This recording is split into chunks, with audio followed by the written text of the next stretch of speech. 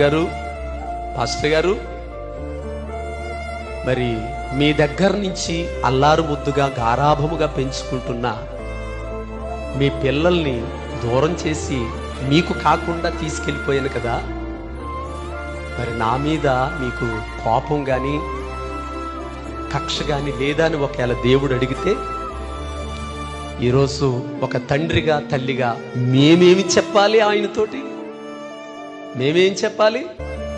తండ్రి, ఏదో నా కొడుకుని డాక్టర్ని చెయ్యాలనో, నా కొడుకుని ఐఏఎస్ ఆఫీసర్ని చెయ్యాలనో, ఒకడిని సేవకుని చేయాలనో, ఒకడిని ఉద్యోగస్తుని చేయాలను ఇన్ని కోరికలు పెట్టుకున్న నా ఆశలన్నీ అడియాస్ చేసావు కదా అని ఒకవేళ నేనేమైనా ఆయనని పన్నెత్తి మాటని ఒకవేళ దూషిస్తానేమో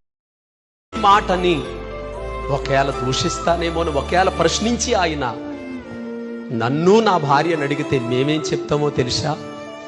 నా పిల్లలు మాకు కాకుండా నువ్వు తీసుకెళ్ళావని నీ మీద కోపం కంటే నా పిల్లలు నీ ఒడిలో ఉన్నారనే సంతోషమే నాకు ఎక్కువగా ఉంది నాయన.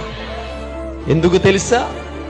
నా పిల్లలు చిన్న రిమార్కు లేకుండా వారు చదువుతున్న కాలేజీలో కానీ, వారు ఎప్పుడు ప్రతి ఆదివారం ఆరాధించే దేవుని సంఘములో కానీ, వారు ఉంటున్న వీధిలో కానీ నా పిల్లలకి ఏమాత్రం రిమార్క్ లేదండి.